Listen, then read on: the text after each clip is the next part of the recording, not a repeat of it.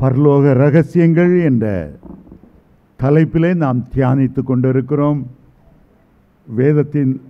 வேதத்திலே ஒரு ஆர்வத்தோடு கூடி வந்திருக்கிற உங்கள் ஒவ்வொருவரையும் இயேசுவின் நாமத்தினாலே வரவேற்று கர்த்தருடைய நாமத்திலே ஆசீர்வதிக்கிறேன்.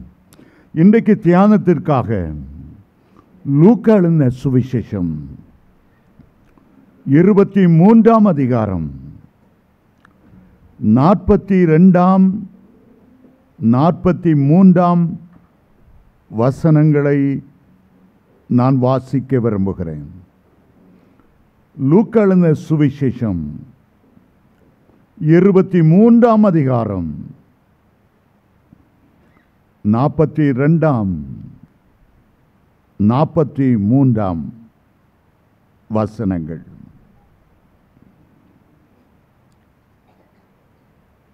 இயேசுவை நோக்கி, ஆண்டவரே, நீர் உம்முடைய ராஜ்யத்தில் வரும்போது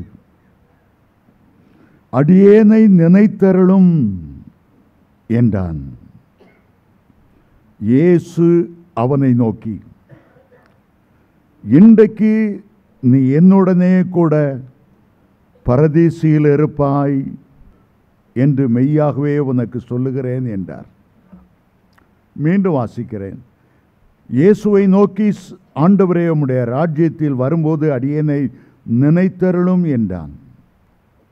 இயேசு அவனை நோக்கி, இன்றைக்கு நீ என்னுடனே கூட பரதீசில் இருப்பாய் என்று மெய்யாகவே உனக்கு சொல்லுகிறேன் என்றார். கல்வாரியை நாம் நோக்கி பார்க்கிறோம்.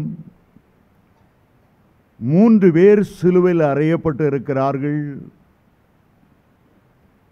இந்திய கணக்குப்படி காலை 9 மணிக்கு அவர்கள் சிலுவையில் அறையப்பட்டார்கள்.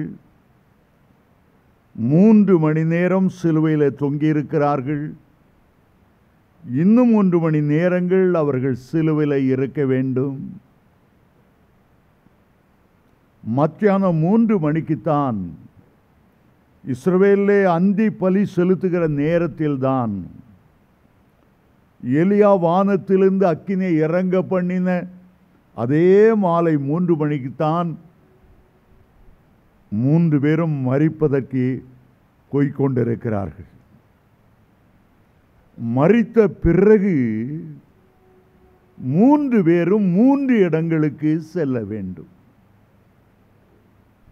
அவர்கள் எந்த இடத்துக்கு செல்ல போகிறார்களோ அதை நிர்ணயிக்கிற கடைசி கிருபையின் தருணம் அதுதான். ஒரு கள்ளன் கடைசி வரை மனம் திரும்பவில்லை. அவன் வேதனையோடு பாதாளத்துக்கும் அக்கினி கடலுக்கும் செல்ல வேண்டிய ஒரு நேரம். ஒரு கள்ளனுக்கு கடைசி நேரத்தில் ஒரு வெளிப்பாடு. தன்னோடு சிலுவையில் அறையப்பட்டு இருக்கிறவர் பரலோகத்துக்கு சொந்தக்காரர். வானத்தையும் பூமியும் பரலோகத்தையும் உண்டாக்கினவர். அவரிடத்தில் இரக்கம் கேட்டால் பரலோக ராஜ்யத்துக்கு தன்னை கொண்டு போவார் என்ற ஒரு வெளிச்சம் திடீரென்று அவனுடைய உள்ளத்தில் வீசினது. அவனுக்கு பரலோக ராஜ்யத்தின் ரகசியங்கள் தெரியாது. பரலோக ராஜ்யத்துக்குள் பிரவேசிப்பதற்கு என்னென்ன நிபந்தனைகள் உண்டு அது தெரியாது. அவன் ஞானஸ்நானம் பெறவில்லை, அபிஷேகம் பெறவில்லை. அவனுடைய ஜீவியத்திலே அவன் பூரணமாய் பிதாவுக்கொப்ப ஒரு சாயிலே அவன் வளரவில்லை. அவனுக்கு திரைந்த அரைகுறை ஞானத்திலே, வெளிச்சத்திலே, வெளிப்பாட்டிலே அவன் கேட்கிறான், உம்முடைய ராஜ்யத்துக்கு வரும்போது அடியேனை நினைத்தருளும். அவரை ஆண்டவரே என்று கூப்பிடுகிறான். அவருக்கு ஒரு ராஜ்யம் உண்டு என்பதை விசுவாசிக்கிறான். இவர்தான் அந்த ராஜ்யத்துக்கு வழி, வாசல், சத்தியம், ஜீவனானவர். அவன் ராஜ்யத்தை வாஞ்சித்தான். ஆண்டவர் சொன்னார், நீ பரதேசில் என்னோடு இருப்பாய். சில மளிகை கடைக்கு போய், ஐயா துவரம் பருப்பு இருக்குதா? மளிகை கடையில் இல்லைன்னு சொல்லக்கூடாது. அது அவங்களுக்கு ஒரு அமங்கலமான ஒரு சொல். பருப்பு இல்லைன்னு சொல்ல மாட்டாங்க, உளுந்து இருக்கு வாங்கிட்டு போங்க. அவன் கேட்கிறா, பரலோகத்தில் வரும்போது அடி அப்பா உனக்கு பரதேசி தாரேன்.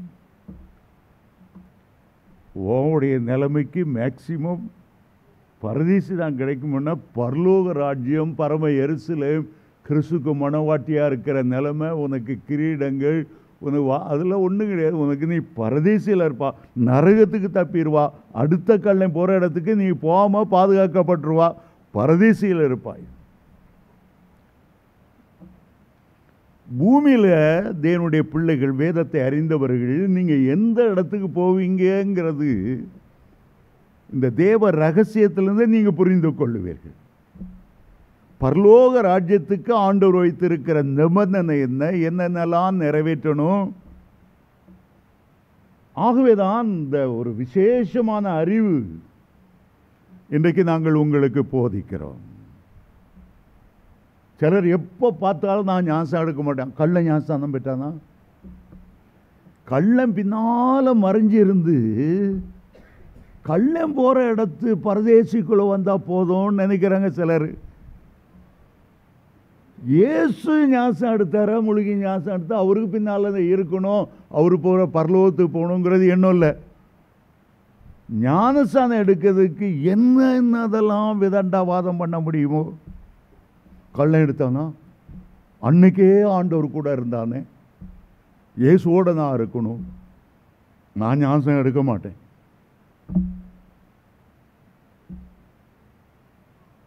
இயேசுநாதர் இருக்கிற இடத்துல நம்ம இருக்கணும்னா பரலோக ராஜ்யத்தில் வாசம் பண்ணுறார்.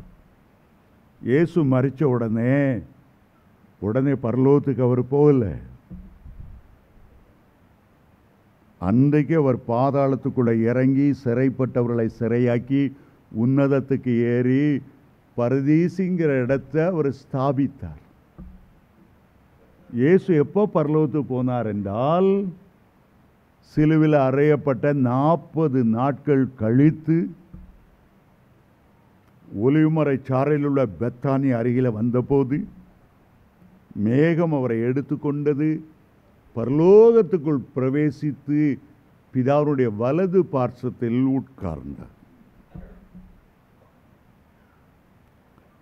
பில்லி கிரஹாமுக்கு வயதான போது ஒரு கூட்டத்தில் அவரை பேச அழைத்தார்கள். அப்பொழுது அவர் ஒரு சிறிய சம்பவத்தை கூடி வந்த மக்களுக்கு ஞாபகப்படுத்தினார். உலகத்தில் மிக சிறந்த விஞ்ஞானி, மிகப்பெரிய கண்டுபிடிப்பை கண்டுபிடித்தவர் யார் என்றால் அவர் பேர் ஐன்ஸ்டைன்.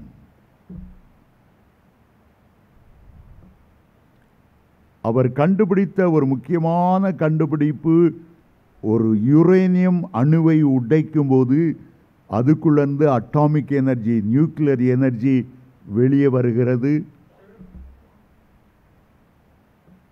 அந்த தியரியை அவர் கண்டுபிடித்து அணுகுண்டுகளை தயாரிக்கும்படியான வழியை சொல்லிக் கொடுத்தார். அவருக்கு அவ்வளோ அறிவு, அவ்வளோ ஞானம் இருந்தாலும் ஞாபக சக்தி ரொம்ப குறைவானதாகவே இருந்தது. ஏதாவது ஒன்று நினைத்தாருன்னா அதை ஆராய்ந்து கொண்டே முயன்றிருப்பார் தவிர வெளி உலகம் என்ன நடக்க எல்லாம் அவருக்கு மறந்துடும். ஒரு ட்ரெயினில் அவர் போய்கொண்டிருந்தார். டிக்கெட் கலெக்டர் வந்து எல்லார்ட்டையும் டிக்கெட் கேட்டுக்கொண்டே வந்தார். இவர் சீரியஸாக எங்கேயோ யோசிச்சுட்டு இருந்தார். பல முறை அந்த விஞ்ஞானியை தட்டி டிக்கெட் எங்கேன்னு கேட்டார்.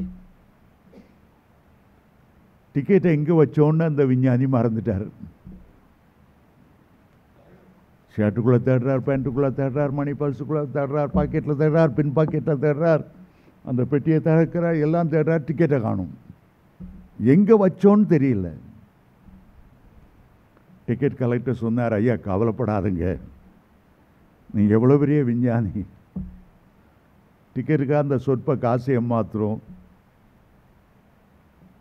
நான் உங்களை நம்புகிறேன், நீங்கள் எடுத்திருப்பீங்க, எங்கேயாவது வச்சுருப்பீங்க, பரவாயில்ல சொல்லிட்டு அவர் பக்கத்து சீட்டுக்கு டிக்கெட் பார்க்க போயிட்டார். எல்லாம் போயிட்டு திரும்பி வராரு. ஐன்ஸ்டைன் உட்காந்து இன்னும் தேடிட்டே இருக்கிறார். ஆகவே டிக்கெட் கலெக்டர் சொன்ன, ஐயா ஏன் தேடுறீங்க, வேண்டான்னு தான் சொல்லிட்டேனே, நாங்கள் உங்களை நம்புகிறோம், நீங்கள் இந்த அற்ப காசுக்காக போட்டு இப்படி கிடந்து அரை மணி நேரமாக தேடிட்டே இருக்கிறீங்களே. சொன்னா அந்த விஞ்ஞானி சொன்னார், இல்லையா நீங்கள் வேண்டான்னு சொல்லிட்டீங்க, ஆனால் எனக்கு என்ன தெரியணும்னா நான் எங்கே போகிறேன், எந்த ஊருக்கு டிக்கெட் எடுத்தேன்னு எனக்கு தெரியல. என்ன ஒரு கான்ஃபரன்ஸுக்கு கூப்பிட்டாங்க, ஆகவே அவங்க டிக்கெட் எடுத்து என் கையில் தந்தாங்களே தவிர எங்கே இறங்கணும்னு அவங்க என்ன சொல்லலை. ஆனால் அந்த டிக்கெட்டில் இருக்கு, அதை பார்த்துட்டு தான் எனக்கு தெரியும் நான் எங்கே இறங்கணும்ன்ட்டு. நான் எங்கே போகிறேன்னு எனக்கு தெரியலையே. அதை சொல்லிட்டு பில்லி கிரஹாம் சொன்னார், இன்னைக்கு பெரிய ஞானியாக இருக்கலாம், விஞ்ஞானியாக இருக்கலாம், படித்தவங்களாக இருக்கணும், உலகத்துக்கு பிறகு எங்கேயா போறீங்க, அநேக பேருக்கு தெரியல. பாதாளத்துக்கு போவியா, அக்கினி கந்தரையா, பரதேசிக்கு போவியா, புதிய எருசலேமுக்கு போவியா, புதிய பூமிக்கு போவியா, எங்க போறா? இந்த பூமிக்குரிய வாழ்க்கையில தான் இனி நீங்க போக வேண்டிய இடத்தை நீங்க நிர்ணயிக்கணும். இந்த உலகத்தின் வழியாய் நாம் கடந்து போறோம், ஆனா எங்க போறோம்? மரணத்துக்கு பிறகு எங்க போகிறோம்? ஒரு கள்ளனுக்கு தெளிவாய் தெரியும் அவன் பாதாளத்துக்குள்ள இறங்குகிறான் என்று.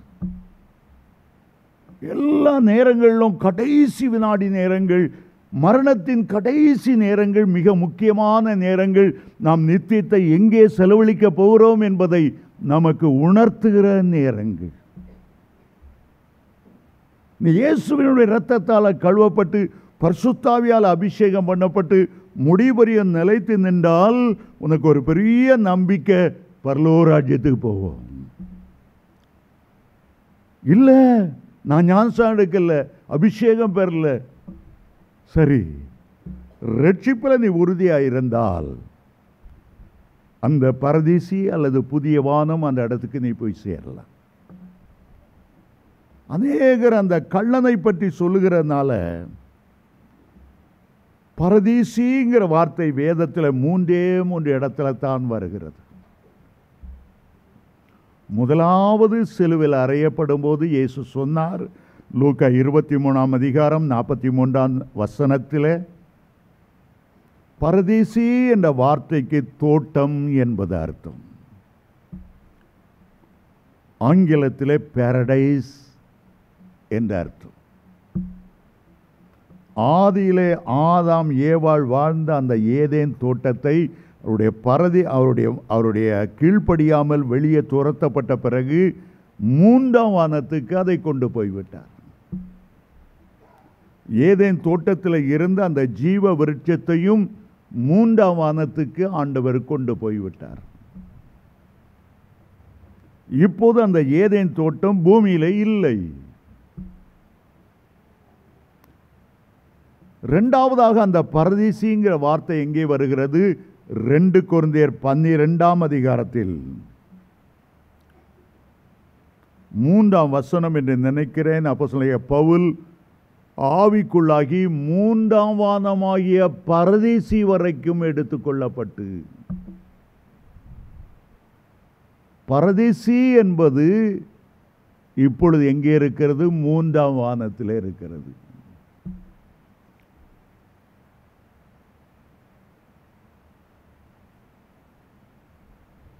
பழைய ஏற்பாட்டிலே ஏதேன் தோட்டமாய் இருந்தவர், இரண்டாவது அது ஆபிரகாமின் மடி என்று அழைக்கப்பட்டு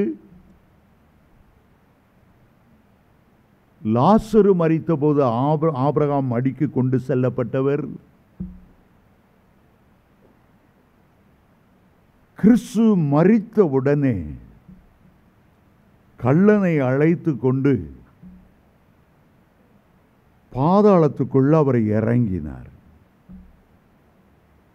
முதலாவது நோவா காலத்தில் கீழ்ப்படியாத ஆவிகளிடத்தில் பிரசங்கம் பண்ணின பிறகு ஆபிரகாமின் மடியில் இருந்த பழைய ஏற்பாட்டு பரிசுத்தவான்கள் அவ்வளவு பேரையும் எடுத்துக்கொண்டு உன்னதங்களுக்கு ஏறினார்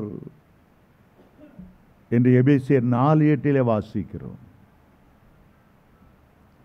அப்பொழுதுதான் பரதீசியை அங்கே ஸ்தாபித்தார். கள்ளனை அங்கே கொண்டு வந்து விட்டார்.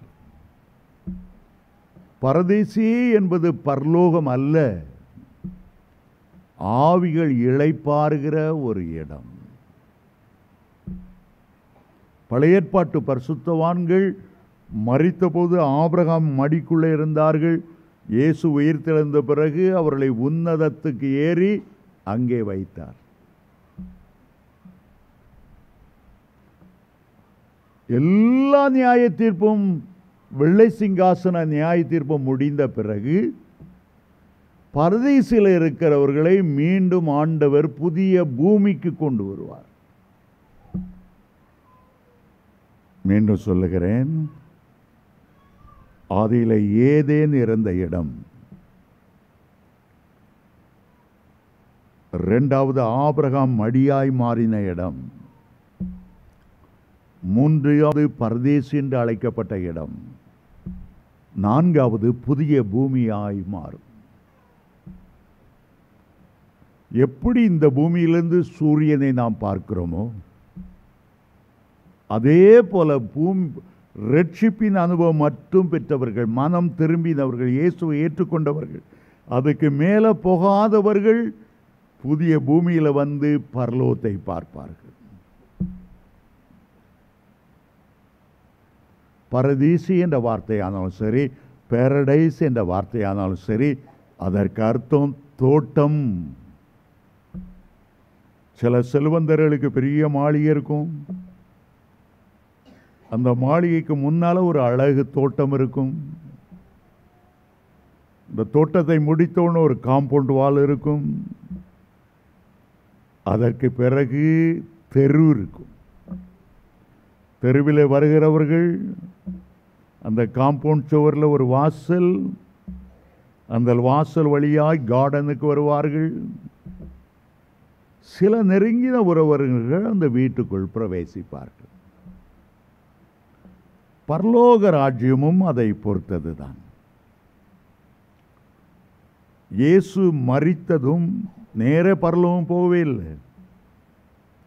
மூன்றாம் நாள் அவர் உயிரோடு எழும்பும்போது மகதலேனா மரியாள் அந்த கல்லறை அண்டை நின்று உயிர்த்தெழுந்த இயேசுவை பார்த்து ஓடி கட்டி போய் பிடிக்க முயன்றாள். இயேசு அவளை பார்த்து யோவான் 20:17 என்னை தொடாதே, நான் இன்னும் என் பிதாவிடத்தில் ஏறி போகவில்லை, நீ என் சகோதரனிடத்தில் போய் நான் என் பிதாவிடத்திற்கும் உங்கள் பிதாவிடத்திற்கும் என் தேவனிடத்திற்கும் உங்கள் தேவனிடத்திற்கும் ஏறி போகிறேன் என்று அவர்களுக்கு சொல்லு. இந்த 3 நாளில் மரித்து அடக்கம் பண்ணப்பட்டு உயிரோடு எழுந்திருக்கும் போது இயேசு தன்னுடைய சொந்த வாயில சொல்லுகிறார், நான் இன்னும் பரலோக ராஜ்யத்துக்குள் போகவில்லை, இன்னும் பிதாவிடத்தில் போகவில்லை.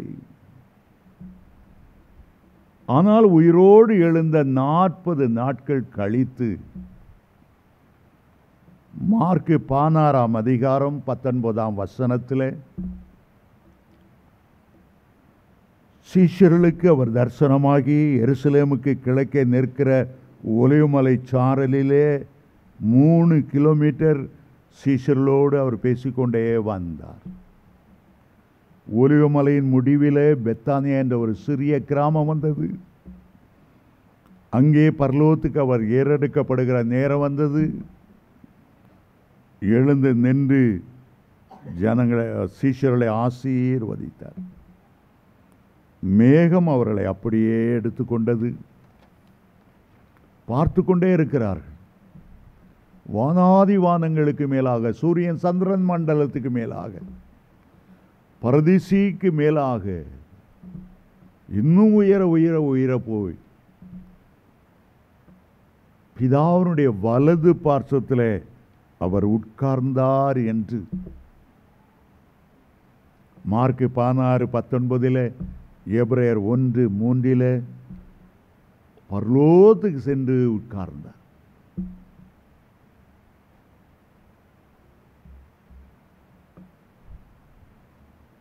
ஆண்டவர் போவதற்கு முன்பு பேதுருவை பார்த்து சொன்னார், பேதுருவே, நான் யார் என்பதை நீ கரெக்டாக சொன்னா உன்னதமான தேவனுடைய குமாரனாகிய கிறிஸ்து உனக்கு பரலோக ராஜ்யத்தின் திறவுகோல்களை உனக்கு தருவேன்.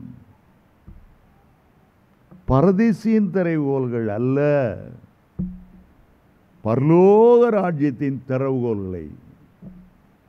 அதற்கு என்ன அர்த்தம் என்றால், பரலோக ராஜ்யத்துக்குரிய அநேகம் பேரை முதலாவது நீ ரட்சிப்புகளை நடத்துவாய். பெந்தைக்கோஸ்து நாளில் பிரசங்கம் பண்ணும்போது 3000 பேர், பிறகு 5000 பேர், பிறகு திரளான ஜனங்கள்.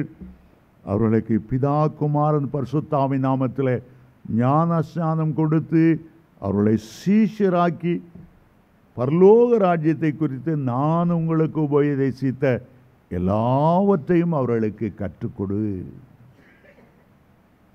மத்தேயு 28:18 ஆண்டவர் எல்லா பூரண உபதேசத்தையும் அவர்களுக்கு சொல்லும்படி சொன்னார்.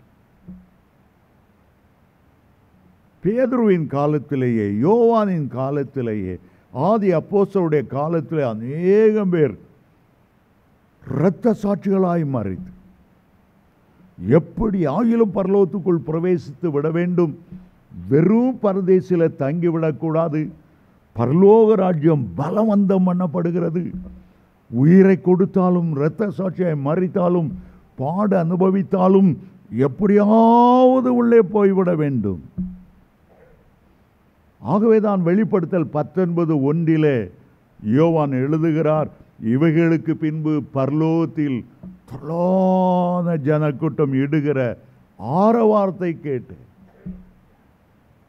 எப்பொழுது இயேசு பரமேறி பிதாவுடைய வலது பார்சத்திலே உட்கார்ந்தாரோ, எப்பொழுது முதல் இரத்த சாட்சியான ஸ்தேவான் பிதாவுடைய வலது பார்சத்தில் இயேசு நிற்கிறதை பார்க்கிறேன், கர்த்தராகிய இயேசுவே என் ஆவியை ஒப்பு கொடுக்கிறேன், ஜனங்களெல்லாம் கல்லறியும் போது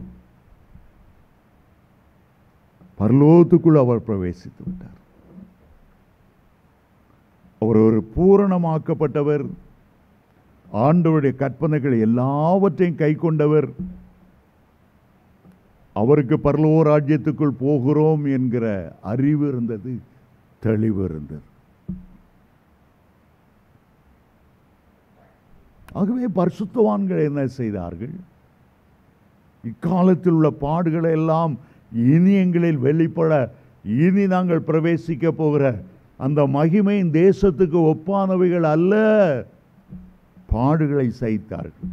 இரத்த சாட்சிகளாய் மறிக்க தங்களை ஒப்பு கொடுத்தார்கள். அவர்களுக்கு தெரியும் நம்ம எங்கே போக போகிறோம், அவர்களுக்கு தெரியும் நம்ம எதை சுதந்தரிக்க போகிறோம். ஆதி திருச்சபை நாட்களில் சபையை மிக மிக கொடுமைப்படுத்தினவன், மிக மிக அதிகமானவரை இரத்த சாட்சியாய் மறிக்கும்படி செய்தவன் நீரோ என்று சொல்லப்பட்ட ரோம கொடிய சக்கரவர்த்தி. அவர் ஒரு முறை உத்தரவிட்டார், 40 கிறிஸ்தவர்களை பிடித்திருந்தார்கள், பனிக்கட்டில குளிர்ல சாகிற வரை நீங்க கூட இருந்து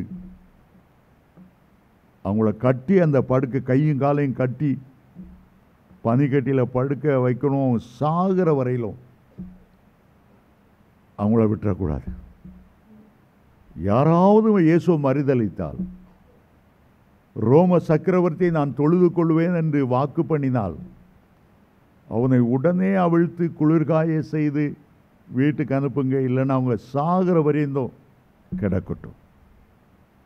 அவை ஒரு 100க்கு அதிபதி பனிக்கட்டியில் போடப்பட்ட 40 பேரை கவனித்துக் கொண்டிருந்தான். எல்லாருக்கும் திரும்ப திரும்ப சொன்னான், ரோம சக்கரவர்த்தியுடைய கட்டளை என்னவென்றால், இயேசுவை மறுதலிப்பேன், சக்கரவர்த்தியை வழிபடுவேன், அவரை கும்பிடுவேன், அவர்தான் தெய்வம் சொன்னால் உங்களுக்கு விடுதலை. ஒரே ஒருவன், 40 பேர்ல ஒரே ஒருவன், நான் இயேசுவை மறுதலிக்கிறேன், என்னை விட்டுருங்க, இனி கிறிஸ்துவம் வேண்டாம், கிறிஸ்துவ மார்க்கமும் வேண்டாம், அவனை அவிழ்த்து விட்டார்கள். அடுத்த நிமிடம் 39 பேரும் அப்படியே பரலோகத்தை அண்ணார்ந்து பார்த்து, ஹல்லேலூயா, ஆமென் இயேசுவே வாரும், ஆமென் இயேசுவே உம்முடைய கைகளில் எங்களுடைய ஆவியை ஒப்புக் கொடுக்கிறோம். திடீரென்று அந்த நூற்றுக்கதிவை பார்க்கிறான். பரலோகத்திலிருந்து 40 தேவ தூதர்கள் மிக அழகான கிரீடங்களை கைகளில் ஏந்தி அந்த இடத்தை நோக்கி பறந்து வருகிறதை பார்க்கிறான். பாதி வழியிலே ஒரே ஒரு தேவதூதன் அந்த கிரீடத்தை கையில் ஏந்தி வேதனையோடு அப்படியே தலையில் கை வைத்து நின்று விட்டான். அந்த 39 பேரை தேடி 39 தேவ தூதர்கள் வருகிறதை பார்த்த உடனே அந்த ரோம நூற்றுக்கு அதிபதி அலறிக்கொண்டு சொன்னான், தேவதூதனே வா, என் சிரசிலே சூடு அந்த கிரீடத்தை, நான் இயேசுவை ஏற்றுக்கொள்ளுகிறேன், இயேசுவுக்காக என்னை அர்ப்பணிக்கிறேன், ரோம அரசாங்கமும் வேண்டாம், அவருடைய பதவியும் வேண்டாம், அவருடைய சக்கரவர்த்தி எனக்கு வேண்டாம். தானே ஓடி போய் அந்த பனியிலே படுத்து உருண்டு விட்டானாம். காரணம் என்ன? அநேக பரிசுத்தவான்கள் பரலோகத்திலே ஆராதிக்கிற அப்போஸ்தலனாகிய பவுலை போல நல்ல போராட்டத்தை போராடினேன், என் ஓட்டத்தை முடித்தேன், விசுவாசத்தை காத்துக்கொண்டேன், இது முதல் நீதியின் கிரீடம் எனக்காக வைக்கப்பட்டு இருக்கிறது. பரலோகத்தை ஊடுருவி பார்க்கிற ஒரு வெளிப்பாடு கண்கள். வாழ்க்கை வெற்றியோடு ஓடி முடிக்கிறவர்களுக்கு கர்த்தர் ஆயத்தம் பண்ணின காரியங்களை பார்க்கும்படி அவருடைய இருதயம் அவ்வளவு நம்பிக்கையுள்ளதாக இருந்தது. அப்போஸ்தலனாகிய பவுல் கொலோசியர் 1 அதிகாரம் 12-13 வசனத்தில் வாசிக்கும் போது ஒளியில் உள்ள பரிசுத்தவான்களின் சுதந்திரங்களை பற்றி எழுதுகிறார். அந்த வசனம் இவ்விதமாய் சொல்லுகிறது, ஒளியில் உள்ள பரிசுத்தவான்களுடைய சுதந்திரத்தில் பங்கடைவதற்கு நம்மை தகுதி உள்ளவர்களாக்கினவரும் இருளின் அதிகாரத்தை நின்று நம்மை விடுதலையாக்கி தன்னுடைய அன்பின் ராஜ்யத்துக்கு உட்படுத்தினவருமாகிய பிதாவை ஸ்தோத்தரிக்கிறேன். இந்த உலகம் நிலையானதல்ல. இந்த உலகம் ஒரு வாடகை வீடு. இந்த உலகத்தில் அந்நியரும் பரதேசியுமாய் நாம் கடந்து செல்லுகிறோம். பேதுரு தன்னுடைய நிருபங்கள் எல்லாம் எழுதும்போது தெரிந்து கொள்ளப்பட்ட பரதேசிகளுக்கு எழுதுகிறதாவது, தங்களை அந்நியரும் பரதேசிகளும் என்று அவர்களை அறிக்கையிட்டார்களா? தாவீது 119 சங்கீதத்தில் எழுதுகிறார், பெரிய அரண்மனையிலே கேதுரு மரங்களால் மச்சிப்பாகப்பட்ட அரண்மனையில் வாழ்ந்தாலும் நான் பரதேசியாய் தங்குகிற இந்த வீட்டிலே உம்முடைய பிரமாணங்கள் எனக்கு கீதங்களாயின. பரிசுத்தவான்களின் அந்த சுதந்திரத்தை அவருடைய கண்கள் கண்டது. ஆபிரகாம் ஒரு கானானை நோக்கி போகும்போது பரம கானானை அவர் பார்த்தது. ஆகவே அவர்கள் இந்த பூமிக்கு அந்நியரும் பரதேசியும் என்று அழைக்கப்பட்டு கூடாரங்களில் குடியிருந்து வரப்போகிற நகரங்களை, வரப்போகிற பரலோகத்தை ஆவலோடு எதிர்பார்த்தார். ஆகவேதான் இந்த வசனம் கொலோசியர் 1:12-13 ஒளியில் உள்ள பரிசுத்தவான்களின் சுதந்திரங்களை பெற்றுக்கொள்வதற்காக. யூதா நிருபத்தில் ஒரே ஒரு அதிகாரம்தான் உண்டு. அதில் 3ஆம் வசனத்திலே சொல்லுகிறார், பரிசுத்தவான்களுக்கு ஒரு விசை ஒப்பு கொடுக்கப்பட்ட விசுவாசத்திற்காக நீங்கள் தைரியமாய் போராட வேண்டும் என்று உங்களுக்கு எழுதி உணர்த்துவது எனக்கு அவசியமாய் கண்டது. இன்றைக்கு நாம் சுதந்தரிக்க வேண்டிய 5 காரியங்களை சுருக்கமாக வேதத்திலிருந்து உங்களுக்கு போதிக்க விரும்புகிறேன். முதலாவது, மத்தேயு 5:5 சொல்லுகிறது, சாந்த குணமுள்ளவர்கள் பாக்கியவான்கள், அவர்கள் பூமியை சுதந்தரித்துக் கொள்வார்கள். இதில் எழுத்தின் பிரகாரமான பூமியை பற்றி சொல்லவில்லை, வரப்போகிற புதிய பூமியை குறித்து சொல்லப்பட்டிருக்கிறது. இயேசு கிறிஸ்து சாந்தமுள்ளவராயிருந்தார். மத்தேயு 11:28-29 சொல்லுகிறார், நான் மனத்தாழ்மையும் சாந்தமுள்ளவராயிருக்கிறேன். மோசே குறித்து வேதம் சொல்லும்போது, பூமியில் உள்ள சகல மனுஷரிலும் மிகுந்த சாந்த குணமுள்ளவராயிருந்தார். இந்தியாவை சுதந்தரிக்க வேண்டும் என்று 2 பேர் முக்கியமாய் முயற்சித்தார்கள், போராடினார்கள். ஒருவரை பார்த்து கேட்டார்கள், எப்படி இந்தியாவுக்கு சுதந்திரம் வாங்கி கொடுக்க போகிறீர்கள்? அவர் சொன்னார், நேதாஜி சுபாஷ் சந்திர போஸ் சொன்னார், யுத்தமின்றி இரத்தம் சிந்துதல் இன்றி இந்தியாவுக்கு சுதந்திரம் கொடுக்க முடியாது. வெள்ளைக்காரனை வெளியேறு என்று சொன்னால் அவன் போக மாட்டான். மயிலே மயிலே ரகு போடு என்று சொன்னால் ரெக்க போடாது. பிடிச்சி அதை ரெக்கை இழுத்து யுத்தம் செய்து ரத்தம் சிந்தி தான் இந்தியாவை, ஆகவே ஒரு சுதந்திர இந்தியாவின் படை என்று அவர் ஆரம்பித்தார். காந்திஜி சொன்னார், எனக்கு யுத்தத்திலோ ரத்தம் சிந்துதலிலோ நம்பிக்கை இல்லை. ஆனால் இயேசு கிறிஸ்து சொன்ன ஒரு வார்த்தையின் ஞாபகத்தில் வருகிறது.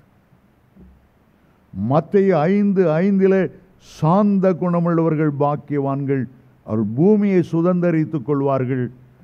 பூமி அல்ல, இந்தியாவை நான் சுதந்தரிக்கும்படி சாந்த குணத்தையே, சாத்வீகத்தையே, சத்தியாகிரகத்தையே, அகிம்சையையே நான் கடைபிடிப்பேன். இயேசு சொன்னதை ஆங்கிலேயர்கள் நம்புகிறார்கள். நான் நம்புகிறேன், இந்தியாவை யுத்தம் செய்யாமல் கூட போடாமல் நான் சத்தியாகிரகத்தில் உட்கார்ந்து இந்தியாவை மீட்பேன். அருமையான தேவனுடைய பிள்ளைகளை, இந்தியாவில் நாம் செய்ய வேண்டியது ஒன்று, இன்றைக்கு பூமியில் இருக்கிற சாத்தானின் சாம்ராஜ்யத்தை முறித்து அதை கர்த்தருக்கு நாங்கள் சொந்தமாய் மாற்றுவோம். ஒவ்வொரு பரமண்டலங்களில் இருக்கிற ஜெபத்திலே சொல்லுகிறோம், உம்முடைய ராஜ்யம் வருவதாக. பரமண்டலங்களில் இருக்கிற எங்களுடைய பிதாவே, பூமியிலே ஒன்று கொண்டு ஆள முயற்சிக்கிற 2 ராஜ்யங்கள், கர்த்தரின் ராஜ்யம், சாத்தானின் ராஜ்யம். எங்களுடைய வேலை சாத்தானுடைய சாம்ராஜ்யத்துக்கு ஒரு முடிவுண்டாக்கி கர்த்தருடைய ராஜ்யத்தை பூமியிலே ஸ்தாபித்து ஆண்டவரோடு கூட 1000 வருஷங்கள் இந்த பூமியிலே நாங்கள் அரசாளுவோம். சாந்த குணமுள்ளவர்கள் தான் பாக்கியவான்கள். யார் யார் பூமியை ஆள விரும்புகிறார்களோ அவர்களுக்கு தேவன் ஒரு வாக்குத்தத்தத்தை சங்கீதம் 2:8 சொல்லுகிறார். என்னை கேளும், அப்பொழுது ஜாதிகளை உமக்கு சுதந்திரமாகவும் பூமியின் எல்லைகளை உமக்கு சொந்தமாகவும் கொடுப்பேன். ஆண்டவர்கிட்ட ஜெபிக்க ஜெபிக்க காஷ்மீர் எங்களுக்கு தாரும், மத்திய பிரதேசத்தை தாரும், குஜராத்தை எங்களுக்கு தாரும், கல்கத்தாவை எங்களுக்கு தாரும். நாம் கேட்க தவறுகிறனால இதுவரை பெற்றுக்கொள்ளாமல் இருக்கிறோம். தானியேல் 7:27 ஆண்டவர் சொல்லுகிறார், வானத்தின் கீழெங்குமுள்ள ராஜ்யங்களின் ராஜரீகமும் ஆளுகையும் மகத்துவமும் உன்னதமானவருடைய பரிசுத்தவான்களாகிய ஜனங்களுக்கு கொடுக்கப்படும். கிறிஸ்தவர்கள் தான் ஆளப் போகிறோமே தவிர, தமிழ்நாட்டுக்காக நாங்கள் ஜெபிக்கும் போது உண்மையும் உத்தமான ஊழியக்காரர்களை கர்த்தர் எழுப்புவார். உலகத்தை நம்மை ஆளுகை செய்வோம் என்கிற எண்ணம் நமக்கு இருக்கட்டும். வெளிப்படுத்தல் 1:7 நம்மை ராஜாக்களும் ஆசாரியர்களுமாய் மாற்றி இருக்கிறார். வெளிப்படுத்தல் 5:10 நாங்கள் கிறிஸ்துவோடு இந்த பூமியை அரசாளுவோம். முதலாவது தேசத்தை நாம் சுதந்தரித்துக் கொள்வோம். இரண்டாவதாக தேவனுடைய பிள்ளைகள் ஆசீர்வாதத்தை சுதந்தரித்துக் கொள்ள வேண்டும். 1 பேதுரு 3:9 சொல்லுகிறது பின்பகுதி, நீங்கள் ஆசீர்வாதத்தை சுதந்தரித்துக் கொள்ளும்படி அழைக்கப்பட்டவர்கள் என்று அறிந்து நீங்க மற்றவங்களை ஆசீர்வதிங்க. நீங்க ஆசீர்வாதத்தை சுதந்தரித்து கொள்ளும்படியாய் தேவனிடத்திலிருந்து அழைக்கப்பட்டவர்கள். முதலாவது பூமியை சுதந்தரித்துக் கொள்ளும்படி அழைக்கப்பட்டவர்கள்.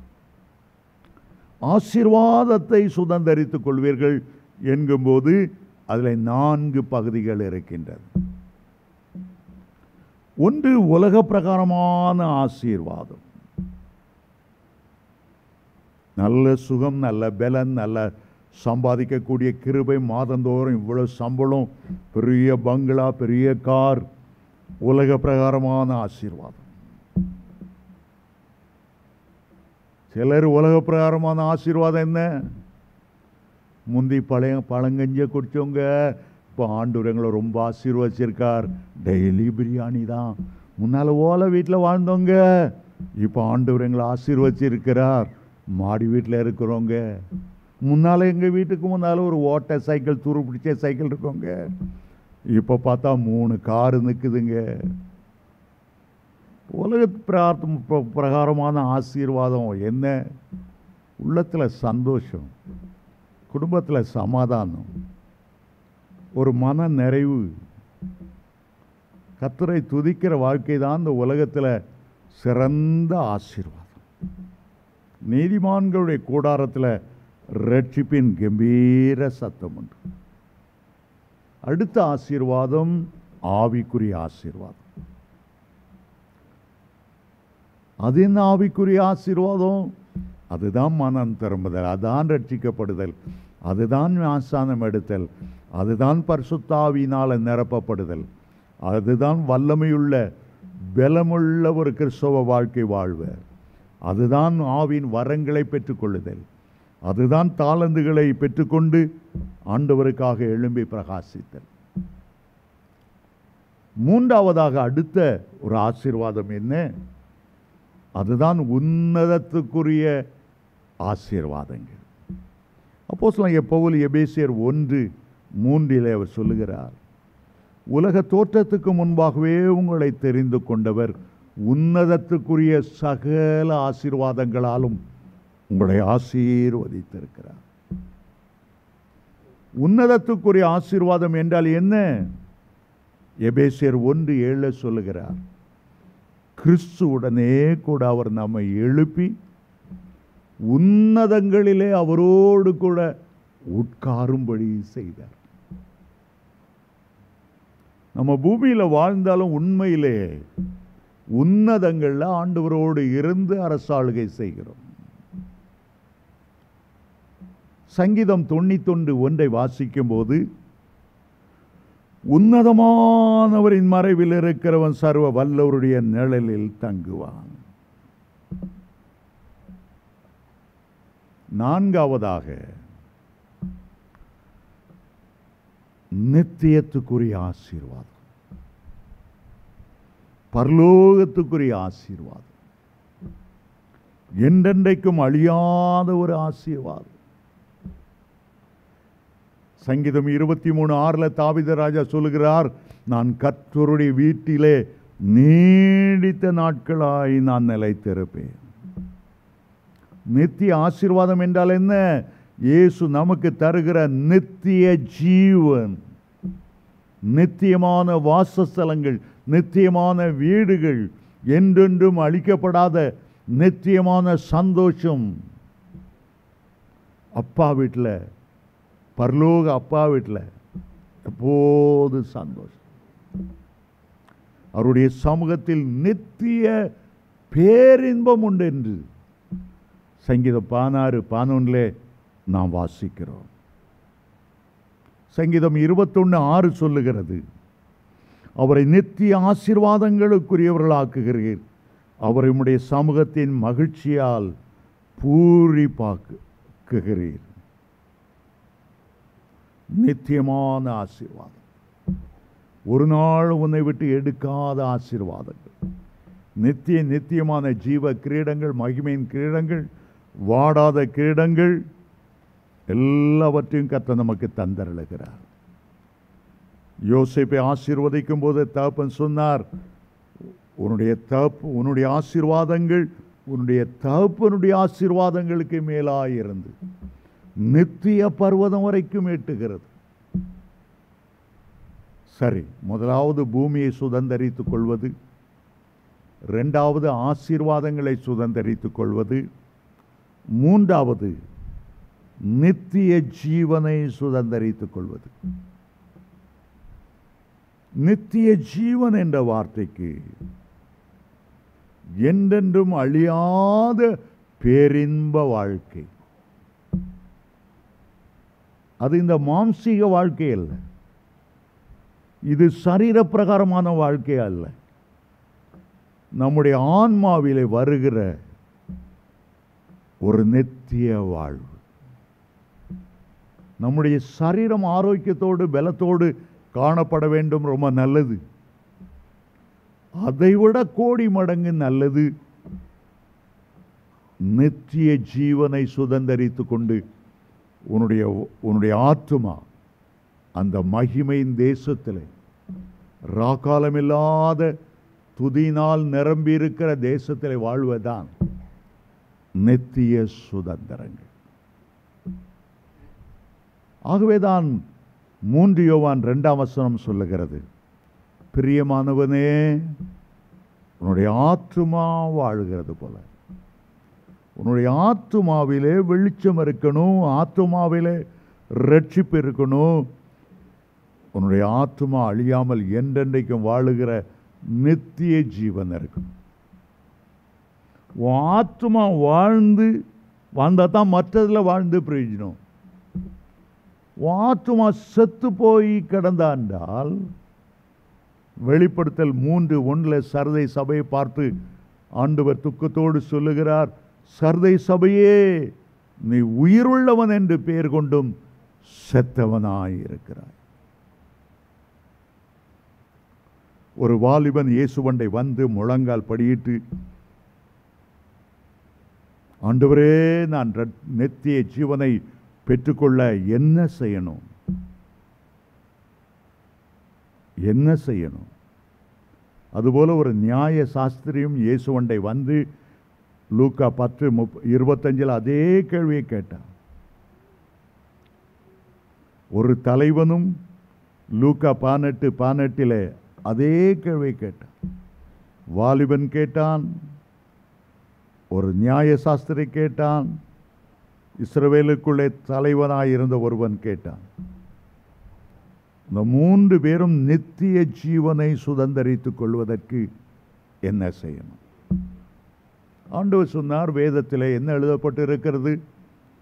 கர்த்தருடைய கட்டளைகளை கைக்கொள், நித்திய ஜீவனை நீ பெற்றுக்கொள்வாய். அந்த வாலிபன் அடுத்ததாக இன்னொரு கேள்வி கேட்டான். நித்திய ஜீவனை பெற்றுக்கொள்வதோடு அவன் நின்று விடவில்லை. இதெல்லாம் நான் சிறு பிள்ளையிலிருந்தே கை கொண்டு வருகிறேன். ஆண்டவர் அவனை பார்த்து சொன்னார், நீ பூரண சற்குணனாய் இருக்க விரும்பினால், ஒரு பக்கம் நித்திய ஜீவனை பெற்றுக்கொள்ளணும்னா கட்டளைகளை கைக்கொள். பூரண சற்குணனாய் இருக்க நீ விரும்பினால் உனக்கு உண்டான எல்லாவற்றையும் விற்று தரித்திரருக்கு கொடு, பிறகு உன்னுடைய சிலுவை எடுத்துக்கொண்டு என்னை பின்பற்றி வா. இந்த வாலிபன் துக்கப்பட்டு போய்விட்டான், ஓடியே போய்விட்டான். தலை குனிஞ்சி எங்கே போகிறேன்னு சொல்லாமல் கொள்ளாமல் ஓடியே போயிட்டான். பரலோகத்தை சுதந்தரிப்பதற்கு என்ன தியாகம் இருந்தாலும் அதை செய்வதற்கு ஆயத்தமாக இருக்கணும். 4வதாக ராஜ்யத்தை சுதந்தரித்துக் கொள்ள. இன்றைக்கு நமக்கு ஒரு ராஜ்யம் வாக்கு பண்ணப்பட்டிருக்கிறது. அது தேவனுடைய ராஜ்யம், அது பரலோக ராஜ்யம், நித்தியமாய் பரலோகத்தில் இயங்குகிற ஒரு ராஜ்யம். பழைய ஏற்பாட்டிலே இஸ்ரவேலுக்கு கானான் தேசம் வாக்களிக்கப்பட்டது. இன்றைக்கு நமக்கு பரமத கானான் வாக்களிக்கப்பட்டிருக்கிறது. கானான் தேசத்தை ஆண்டவர் ஆபிரகாமின் சந்ததிக்கு வாக்கு பண்ணினார். ஆபிரகாமை போல விருத்த சேதனம் பண்ணவர்களுக்கு அந்த கானானிலே இடம் உண்டு என்று சொன்னார். பல பேர் அந்த கானானை பார்த்தார்கள், சிலர்தான் உள்ளே பிரவேசித்தார்கள். மோசே கர்த்தருக்கு கீழ்ப்படியாமல் கன்மலையை அடித்ததினாலே நீ பார்ப்பாய், உள்ளே போக மாட்டாய் என்று சொல்லிவிட்டார். புறப்பட்ட 20 லட்சம் பேரில் அவங்க சந்ததிகள், அவங்களுடைய பிள்ளைகள்லாம் போயிட்டாங்க. புறப்பட்டதில் 2 பேர் தான் உள்ளே போனார்கள், யோசுவாவும் காலேபும். சிலர் கேட்பாங்க, என்ன பிரதர் 20 லட்சம் பேரை கூட்டு வந்தார், 2 பேர் போனான். 2 பேர் போய் அங்கே உள்ள 7 ஜாதிகளையும் 31 ராஜாக்களையும் எப்படி மேற்கொள்ள முடியும்? அவருடைய மனசில் தப்பானது அப்படியே உள்ள பதிஞ்சிட்டு. புறப்பட்டவங்களுடைய சந்ததி, அவங்களுடைய பிள்ளைகள், அவங்களுடைய பேர பிள்ளைகள் அவங்கெல்லாம் போனாங்க. புறப்பட்டவங்க முறுமுறுத்துக்கிட்டே இருந்ததுனால, ஒரு அடிமைத்தன மென்டாலிட்டி இருந்ததுனால, கானானை பற்றிய தரிசனம் இல்லாதனால, நாங்கள் எகிப்தில் வெள்ளைப்பூண்டையும் வெங்காயத்தையும் தின்னுட்டு இருந்தோம். அவங்க இப்போ முறுமுறுத்தனால அவங்க போகல. ஆனால் அவங்க பிள்ளைகள் போனாங்க, பேர பிள்ளைகள் போனப்போ நான் நினைக்கிற ஒரு 50 லட்சம் உள்ளே போயிருப்பாங்க. புறப்பட்ட 20 லட்சம் தான் செத்து போனாங்க, வழியில் வனாந்தரத்தில் மடிஞ்சாங்க. பரலோக ராஜ்யத்தை சுதந்திரிக்கிறதுக்கு நம்ம ஒரு யுத்தம் பண்ணி தான் ஆகணும். கானானுக்குள்ளே சும்மா நுழைஞ்சிடக்கூடாது, முடியாது. அங்கே பயங்கரமான ஏனோக்கின் புத்திரர் இருந்தார்கள், அரணிப்பான மதில்கள் இருந்தார்கள். அங்கே பார்த்தா 7 ஜாதிகள், 31 ராஜாக்கள் இருப்பு குதிரைகளை வச்சு படையெடுக்க நின்று கொண்டிருந்தார்கள். நாமும் பரலோக ராஜ்யத்துக்குள்ளே போனால் நம்ம எதிர்த்து உலகம், மாமிசம், பிசாசு, பல பயங்கர சோதனைகள் நமக்கு முன்னால் நிற்கிறது. எங்களுடைய போராயுதங்கள் மாம்சத்துக்குரியவைகளாக இல்லாமல் அரண்களை நிர்மூலமாக்குகிற தேவனுடைய பலனுள்ளதாக இருக்கிறது என்று 2 கொரிந்தியர் 10:4 வாசிக்கிறோம். நம்முடைய யுத்தம் மாம்சத்தோடும் இரத்தத்தோடும் அல்ல, நம்முடைய யுத்தம் துரைத்தனங்களோடும் அதிகாரத்தோடும் வானமண்டலங்களோட பொல்லாத ஆவிகளின் சேனைகளோடும் இருக்கிறது. 5வதாக நாம் எதை சுதந்தரித்துக் கொள்ள போகிறோம்? வெளிப்படுத்தல் 21:7 சொல்லுகிறது, ஜெயங்கொள்ளுகிறவன் எல்லாவற்றையும் சுதந்தரித்துக் கொள்ளுவான், நான் அவனுடைய தேவனாயிருப்பேன், அவன் என் குமாரனாயிருப்பான். வெளிப்படுத்தல் 21:7.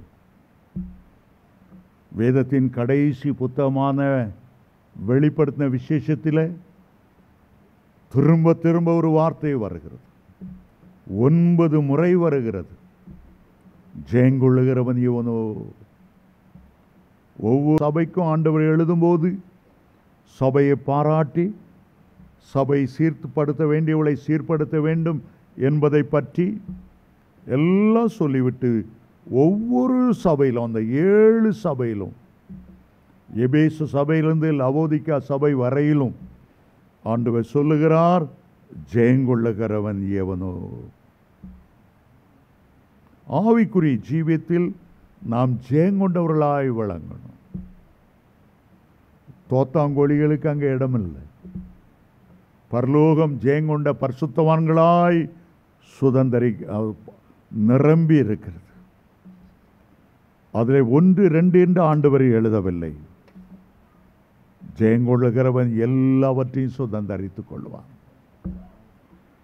எப்படி மூத்த மகனை அந்த அன்புள்ள தகப்பன் தட்டி கொடுத்து, மகனே எப்போதும் என்னோடு இருக்கிறார், எனக்குண்டானது எல்லாம் உன்னுடையதாக இருக்கிறது. ஜெயங்கொள்ளுகிறவன் எவனோ அவனுக்கு வெண் கிரீடம் தரிக்கப்படும். பரலோகம் அவனை கனம் பண்ணும், தேவதூதர்கள் அவனை கனம் பண்ணுவார். அருமையான தேவனுடைய பிள்ளைகளை, இந்த பூமியிலிருந்து தான் நம்முடைய எதிர்காலத்தை நாம் நிர்ணயிக்கிறோம்.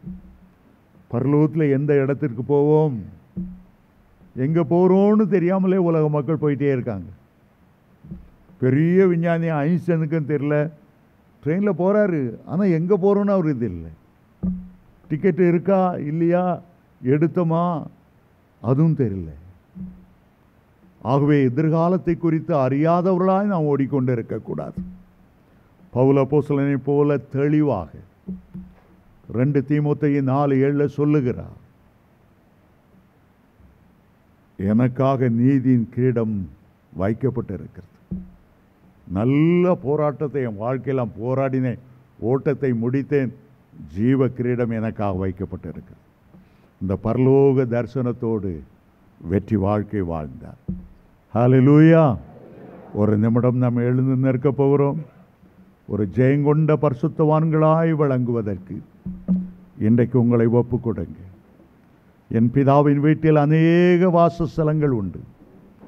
அப்படி இல்லாதிருந்தால் நான் உங்களுக்கு சொல்லியிருப்பேன். ஒரு ஸ்தலத்தை உங்களுக்காக ஆயத்தம் பண்ண போகிறேன். நான் ஆயத்தம் பண்ணின பின்பு நான் இருக்கிற இடத்துல நீங்களும் இருக்கும்படி உங்களை சீக்கிரமாய் வந்து சேர்த்து கொள்ளுவேன். பிலிப்பியர் 3:20 அப்போஸ்தலனாகிய பவுல் பரலோகத்தை சுட்டி காண்பித்து சொல்லுகிறார், நம்முடைய குடியிருப்போ அங்கே இருக்கிறது. அங்கே இருந்து நம்முடைய அருமை இரட்சகர் வருவதை ஆவலோடு எதிர்பார்த்து கொண்டே இருக்கிறோம். ஹல்லேலூயா, ஹல்லேலூயா.